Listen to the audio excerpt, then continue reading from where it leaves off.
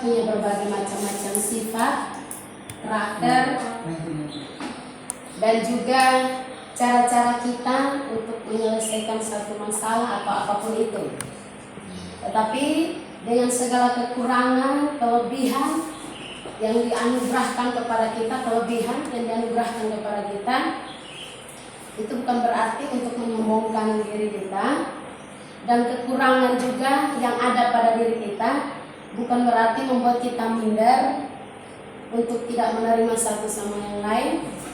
Tapi dalam hubungan ini kita bisa menyadari bahwa betapa pentingnya kita sebagai manusia untuk hidup saling bertergantungan atau saling membutuhkan satu sama yang lain tanpa memandang karakter atau sifat atau kelemahan kita masing-masing. Oke? Itu sedikit pendahuluan yang saya sampaikan.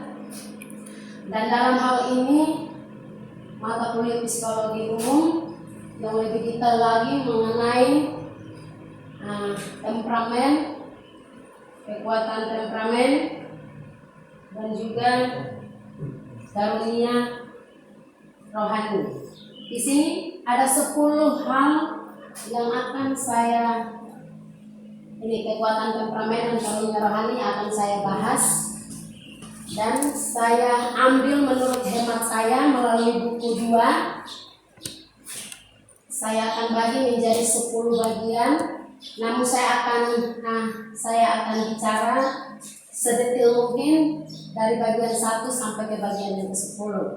Tentunya di sini kita pelajari terlebih dahulu mengenai pengertian tentang kekuatan temperamen. Mungkin sebelum saya jabarkan, ada yang tahu mengenai pengertian satu temperamen? Temperamen itu kayak karakter. Cara orang menanggapi sesuatu. Merespon sesuatu. Cara orang. Mungkin ada yang lain lagi? Watak. Karakter. Padat dan jelas. Karakter. Oke, kita punya pandangan yang berbeda-beda ya. Tapi dalam hal ini saya tidak keluar dari teks yang ada atau buku yang kita pelajari selama ini, bahwasanya pengertian tentang kekuatan temperamen itu adalah seperti ini. Kombinasi pembawaan sejak lahir yang tanpa sadar mempengaruhi tingkah laku manusia. Pembawaan ini dibentuk secara genetis berdasarkan kebangsaan, ras, seks, dan faktor-faktor keturunan lainnya. Artinya begini, kekuatan temperamen itu dipengaruhi oleh satu, bisa budaya, bisa juga oleh karena keturunan, bisa juga oleh karena faktor cara mendidik orang tua itu, ya. Artinya kita kecil dididiknya seperti apa. Kalau kita dididiknya dengan keras, maka kita akan tumbuh menjadi orang yang keras, artinya orang yang arogan, ya. Nah, itu pengertiannya. Jadi itu pembawaan sifat yang datang sejak kita masih kecil, ya, seperti itu ya, kira-kira ya. Bisa paham? Bisa. Sampai ke sini ada pertanyaan? Belum. Belum ya? Oke. Kumpul-kumpul aja pertanyaannya. Ada sesinya ya. Bagian yang kedua. Ya, bagian yang kedua tentang pengertian tentang karunia rohani. Nah, kita semua calon-calon hamba Tuhan, amin. Amin. Kita punya panggilan yang berbeda-beda dengan versi yang berbeda-beda, tapi semua kemuliaan dari nama Tuhan. Saya percaya bahwa kita anak Tuhan setelah kita dibaptis, kita sudah kenal Yesus sebagai Tuhan dan Juru Selamat. Kita semua dikasih ini, karunia rohani. Tapi saudara perlu tahu dulu pengertian dari sebuah karunia rohani. Ada pengertiannya. Jadi kalau saya tanya Fiona, apa itu karunia rohani? Fiona, bisa menjabarkan sedikit? Karunia rohani itu macam-macam. Oke, di sini saya akan beritahukan mengenai pengertian dari karunia rohani itu adalah begini. Berkat atau kemampuan yang diberikan melalui kuasa Roh Kudus, ya. Artinya kita dapat karunia rohani itu merupakan suatu berkat yang dianugerahkan Roh Kudus kepada kita. Allah itu memberi sekurangnya satu dari karunia tersebut. Jadi sekurang-kurangnya kita semua punya karunia satu. Tapi kalau kita lebih menggali, maka semakin lama semakin bertambah. artinya bukan untuk kita tapi untuk kemuliaan bagi nama Tuhan. Jadi dari karunia tersebut kepada setiap anggota gereja, yaitu seperti yang tadi saya bilang, kita masing-masing pribadi anak Tuhan, untuk merupakan sebuah karunia ya. Jadi berkat atau kemampuan yang diberikan melalui kuasa Roh Kudus, Allah memberi sekurang-kurangnya satu di dalam diri kita masing-masing, tubuh Kristus, anggota gereja ya. Gereja di sini dikatakan pribadi, bukan bangunan. Oke, next. Yang ketiga adalah bagian 3, temperamen dibagi menjadi 4 macam atau bagian dari diri kita. Jadi di dalam temperamen itu terbagi jadi 4 lagi seperti yang tadi Pastor katakan, bahwa di sini A, temperamen sanguinis, nanti saya akan jelaskan satu persatu. B, temperamen koleris. C, temperamen melankolis. D, temperamen pragmatis. Ya, ketika saya jabarkan, pasti kita bisa tahu di mana letak karakter kita atau di mana letak temperamen kita. Oke, kita lihat lagi. Saya jabarkan. Saya bicara dulu tentang temperamen sanguinis. Temperamen sanguinis itu adalah pribadi yang hangat, bersemangat, tapi meluap-luap. Artinya semangatnya itu luar biasa. Ketika orang lihat, wah ini pribadinya luar biasa, bersemangat, exciting. Jadi seperti itu sifatnya. Dia menikmati apapun yang ada, dia menikmati, seolah-olah dia menguasai. Kalau dia berada di satu tempat, dia menguasai tempat tersebut dengan semangat yang meluap-luap, itu dia menguasai. Lalu di sini adalah punya pendirian yang keras. Dia punya pendirian yang keras, mudah mengambil keputusan bagi dirinya sendiri dan orang lain. Artinya begini, dia pribadi yang mandiri. Dia punya pribadi yang mandiri. Dia tahu bahwa kalau dia ambil keputusan A, dia mantapkan dirinya. Artinya dia tidak melihat ke orang kiri kanan. Biasa kalau orang masih ragu-ragu, dia berpikir gimana menurut lo, gimana menurut kamu. Tapi kalau pribadi sanguinis ini, besar kemungkinan dia tidak perlu mengambil keputusan dari cara pandang orang, tapi dari dirinya sendiri. Dia merasa bahwa dia sudah mantap karena atas dasar exciting, semangat yang luar biasa itu. Oke, itu pribadinya, dan saya rasa saya ada di pribadi ini. Sanguinis. Tapi ada dampak-dampak yang lain juga. Lalu kita perhatikan lagi di bagian yang kedua adalah bagian koleris. Bagian koleris ini dia tidak jauh beda dengan sanguinis, tapi ada perbedaan tipis di sana. Pribadi yang bersifat ekstrovert, artinya ini pribadi yang begini ini dia memang exciting juga, tapi dia lebih suka menyendiri. Dia lebih suka gimana ya, untuk menyelesaikan masalah. Dia tidak suka mengumbar-umbar. Dia suka menyendiri di kamar, misalnya begitu ya. Atau dia suka pisahkan diri dari satu kelompok tertentu. Nah, ini pribadi koleris seperti itu. Lalu terhadap lingkungan, dia bisa menyendiri terhadap dirinya sendiri dari satu kelompok, bisa juga terhadap satu lingkungan tertentu. Tapi dia punya kelebihan, orangnya suka bergaul. Pribadi koleris ini orangnya suka bergaul. Artinya dia membuka diri kepada siapa saja, dia mau bergaul tanpa memandang ras atau bahasa atau apapun itulah. Dia kalau mau bergaul, dia tidak membeda-bedakan, dia rangkul semua. Ini pribadi koleris. Lalu yang berikut, next, yang di bagian ketiga, melankolis. Ini pribadinya luar biasa. Pribadi melankolis ini adalah pribadi yang penting. Artinya di antara semua temperamen pribadi yang saya berbagi dulu.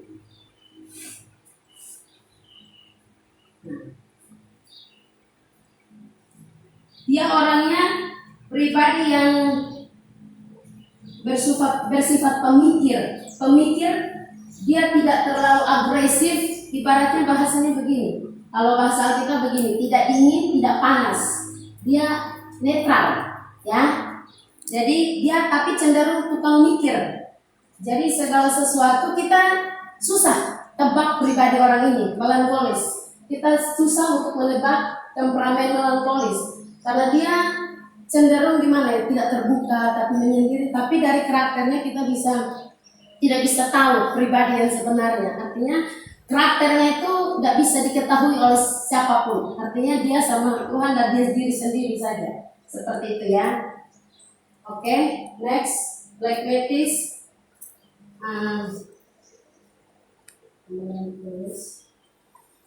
Black Metis ini, ya, Black Metis adalah dia seperti melankolis juga, pribadinya tenang, gampang diatur, disiplinnya tinggi, seperti yang tadi ya. Melankolis juga begitu, pribadinya tenang, gampang diatur, suka pemikir dia, tidak pernah merasa terganggu. Artinya pribadi Black Metis ini, lu mau jahilin dia, lu nggak jahilin dia, dia tetap santai orangnya, dia tetap santai. Dia tidak bisa diganggu dengan apapun, dia orangnya asik lah gitu. Walaupun manfaatan lu buat dia gimana pun oke aja, oke aja pada diri. Jadi seperti itu, cenderung kalau pribadinya. Jadi saya sering canda sini tanya Mita sama Rama nih pribadi Black Metis nih. Jadi orangnya juga mudah diajak bergaul. Itu ya. Jadi seperti pengertian yang sudah saya jabarkan dari A sampai D ini, itu sudah termasuk pribadi sifat karakter sekaligus dampak positifnya. Ya. Jadi sudah masuk dua pengertian di dalamnya. Pengertiannya sudah sampai dampak positif, itu dampak positifnya. Oke, next. Berikut. Oke. Yang bagian 4. Yang bagian 4 ini adalah tadi saya sudah kasih tahu yang bagian 3 itu pengertian sekaligus dampak positif. Lalu bagian 4 ini adalah 4 dampak positif dari setiap temperamen. Oh ya, langsung ke 5 ya. 5. Oke. Ya, ini dampak-dampak negatif dari semua temperamen. Jadi ada positifnya, ada negatifnya, ya. Jadi dampak negatifnya saya uraikan satu persatu ya, tapi dengan agak cepat ya, 30 menit ya. Itu yang Sabu ini sini mudah marah orangnya, agresif, semangat, orangnya punya prinsip kuat, tapi dia mudah marah. Itu saya. Lemah. Saya nggak ngomong kan, itu temperamen saya.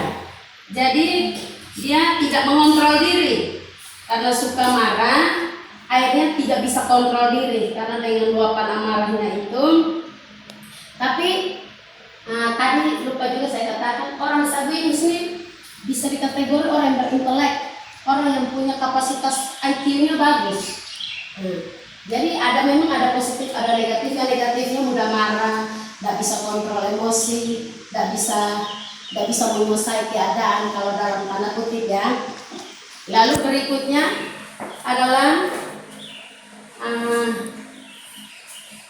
koleris. Koleris itu dampak negatifnya begini, karena dia orangnya enak juga, tapi dia begini, dia menyimpan borok, artinya dia suka menyimpan dendam. Ini pribadi koleris ini memang positifnya bagus, tapi negatifnya bahaya, simpan dendam.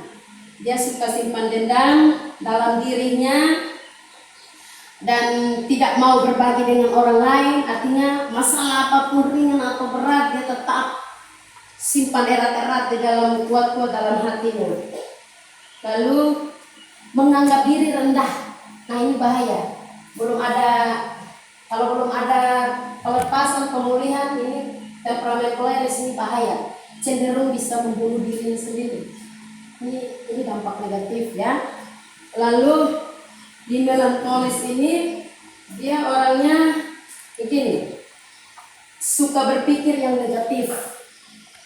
Jadi begini, orang itu ketika dia bertemu dengan orang yang dia baru pertama atau mungkin sudah 1 minggu atau 1 bulan dia bergaul dengan orang tersebut, yang dia ambil dari pribadi orang itu bukan dampak positifnya, negatif saja yang dia ambil dari situ. Jadi suka berpikir yang negatif, hal-hal yang negatif yang belum tentu terjadi, tapi itu yang sudah dipikirkan oleh ini orang melankolis ini, bahaya. Oke, dia akan membuat dirinya lemah. Artinya karena dia suka berpikir negatif terhadap orang lain, dan pikiran negatif itu juga dia kategorikan di dalam dirinya. Artinya dia memasukkan di dalam dirinya. Itu membuat dia lemah, tidak berdaya. Ketika dia diperhadapkan dengan satu masalah atau apapun itu, dia tidak bisa menyelesaikan karena dia belum menyelesaikan, dia sudah berpikir yang negatif duluan. Artinya begitu ya. Lalu tentang phlegmatis, dampak negatif dari phlegmatis. Nah, ini bahaya nih. Ini semua bahaya nih, negatif. Cenderung suka mengasihi dirinya sendiri. Nah, ini orang mengasihi dirinya sendiri perlu bertobat. Kalau kita anak Tuhan kan untuk semua orang perlu, tapi ya ini kita bicara tentang temperamen. Jadi phlegmatis ini dia cenderung suka mengasihi diri sendiri, tapi dia sering menangis dari kesedihannya. Dia sering menangis, jadi Meratapi. dia meluapkan emosinya tuh dengan menangis gitu ya. Tapi satu lagi yang paling jelek dari phlegmatis adalah suka mengkritik. Dia suka mengkritik orang. Itu pribadi dari phlegmatis, suka mengkritik terhadap orang lain, tidak suka bekerja sama. Tidak suka bekerja sama, artinya kalau dia buat satu kelompok kerja, misalnya kita nih, kayak kemarin kita bikin rangkuman, itu orang phlegmatis tuh dia tidak mau bergabung, dia cenderung sendiri, dia merasa bahwa dia lemah, dia ini itu, dan itu yang membuat dia tidak bisa masuk pada kelompok tertentu, ya gitu ya. Ini kalau Siapakah itu? Siapakah itu? Tertampar. Kita bicara, kalau saya ambil contoh lewat Alkitab, saya ambil pribadi Daud begitu, orangnya merasa diri rendah dan lain sebagainya, akhirnya dia suka menyendiri. Dan dia menyendiri bukan menyendiri arti negatif, dia menyendiri dengan Tuhan, artinya dia tuangkan semua di hadapan Tuhan, gitu ya. Lalu 6, next sedikit lagi ya. 6, faktor-faktor yang mempengaruhi temperamen pada pribadi seseorang. Nah, ini ada faktor-faktornya.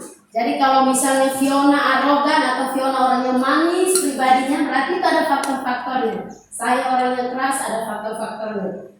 Jadi faktornya itu adalah begini, pengaruh biologis. Pengaruh biologis itu artinya dari keturunannya, dari keturunan, mungkin mama papanya, mungkin pribadi yang keras gitu, jadi turun ke kita anak-anak jadi seperti itu. Jadi dari genetik juga ya, biologis, genetik ya, gender ya. Dan perbedaan budaya, satu budaya juga bisa mempengaruhi, faktor mempengaruhi untuk kita jadi temperamen yang baik atau tidak baik. Itu ada faktornya, itu dari budaya, dari lingkungan. Itu ya keturunan. Dengan cara mendidik, cara orang tua mendidik kita seperti apa ya, akan kita tumbuh ya seperti itulah. Gitu ya, faktor-faktornya. Yang ketujuh, next. Yang ketujuh adalah seperti saya bilang, saya akan membicarakan tentang pentingnya memperhatikan temperamen pada diri kita. Pentingnya memperhatikan temperamen pada diri kita sendiri. Jadi kita harus mengerti kita ada di temperamen mana, kita ada di karakter mana, kita ada di sifat mana. Jadi ini yang pertama adalah, satu, dapat membangun hubungan yang baik bagi orang di sekeliling kita. Artinya begini, kalau kita punya temperamen sanguinis, berarti kita harus penting memperhatikan. Kalau kita orang keras, ya janganlah kita keras di dalam satu kelompok tertentu ya seperti itu ya. 2, bekerja sama dan saling memberi motivasi memberi motivasi moral atau dampak positif yang baik. Artinya dari karakter kita yang negatif jangan kita bawa pada satu kelompok tertentu. Kita harus memotivasikan orang, memberi semangat, dorongan dan lain sebagainya. Lalu yang ketiga, ada 3 hal dari yang ketujuh ini adalah dan membangun rasa persaudaraan yang tercipta dan damai sejahtera di antara kelompok tertentu. Itu dari 7 ya, ada 3 poin yang saya ambil di situ. Lalu yang ke-8 adalah menyadari dengan sungguh mengenai karunia rohani. Karena buku itu berhubungan dengan karunia rohani, maka saya akan jabarkan sedikit mengenai karunia rohani. Seperti yang tadi kita tahu bahwa karunia rohani itu adalah pemberian dari Allah, dari Roh Kudus untuk kita, sekurang-kurangnya satu untuk tubuh Kristus yaitu kita.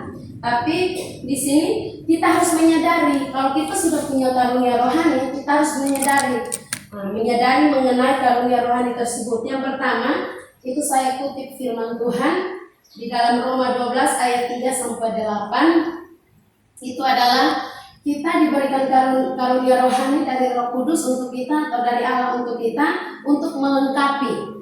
Jadi untuk melengkapi orang-orang di samping kiri kanan kita, artinya sesama tubuh Kristus. Kita melengkapi di sana, lalu kita membangun suatu hubungan yang baik, dengan karunia rohani itu supaya kita saling memotivasi, menguatkan dan lain sebagainya ya, seperti itu. Lalu yang ke-9 adalah dampak positif mengenai karunia rohani itu sendiri. Jadi ada dampaknya. Kalau kita sudah dikasih karunia rohani, kita menyadari dengan penting karunia rohani itu kita dipakai untuk membangun sesama kita. Nah, dampaknya ini. Dampaknya adalah menguatkan saudara yang lemah mungkin, yang sudah mau hampir jatuh, kita kuatkan, kita angkat dengan kata-kata. Kan ada banyak berbagai karunia, ada yang karunia menasihati, ada yang karunia bernubuat, ya Pak ya. Ada karunia hikmat dan pengetahuan dan lain sebagainya. Itu semua karunia yang Tuhan anugerahkan kepada kita sekurang-kurangnya satu. Artinya kita buat dampak yang baik bagi orang-orang sekeliling kita. Kita menguatkan, kita menghibur, kita menopang, artinya kata-kata kita memotivasikan dia yang tadinya lemah jadi kuat. Seperti itu ya. Dampak negatif. Nah, ada positif, ada negatif. Jadi ini yang perlu kita pelajari. Hati-hati kita di sini. Cenderung banyak anak-anak Tuhan atau kita tidak menutup kemungkinan bagi saya juga kalau tidak memperhatikan sesama, berarti bahaya juga. Ada dampak negatifnya begini, cenderung sombong. Ya, dampak negatifnya itu adalah akan cenderung sombong akan dirinya sendiri. Artinya dia merasa hebat, dia dikaruniakan roh, karunia rohani. Dia merasa diri dia yang paling hebat, dia yang paling oke lah gitu, dari antara semua. Nah, itu dampak negatif, itu bahaya. Lalu mudah menghakimi.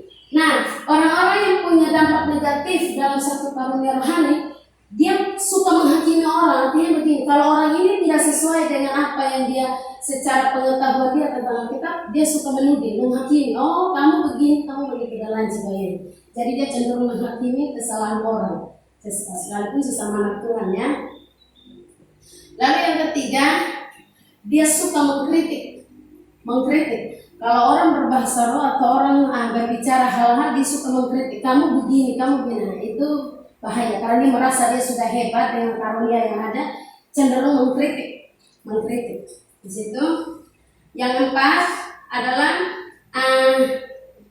dia suka melihat kelemahan orang lain. Sudah mengkritik, suka lihat sisi kelemahan orang lain. Dan hal-hal seperti ini saya buat kesimpulannya, orang tipe seperti ini dampak negatif yang dalam sebuah karunia rohani, artinya dia ada tidak akan bawa damai sejahtera. Artinya ketika dia ada di satu kelompok tertentu, kehadiran dia menjadi batu sandungan, tidak ada damai sejahtera di kelompok tertentu. Nah, dari 1 sampai ke 10 saya simpulkannya seperti ini. Ada di sini ya. Iya, ini kesimpulan yang saya ambil adalah perjalanan kehidupan setiap manusia diwarnai dengan berbagai macam keadaan, situasi yang acap kali kita alami, yang mungkin saja terkadang sikap, tutur kata, tingkah laku, cara pandang kita membuat kita bisa melukai atau menggores hati seseorang. Ya, itu dari karakter tersebut semua. Tetapi Roh Kudus memampukan kita untuk melakukan hal-hal yang baik, untuk mendatangkan damai sejahtera dalam hati kita. Amin. Terima kasih Tuhan Yesus. Terima kasih.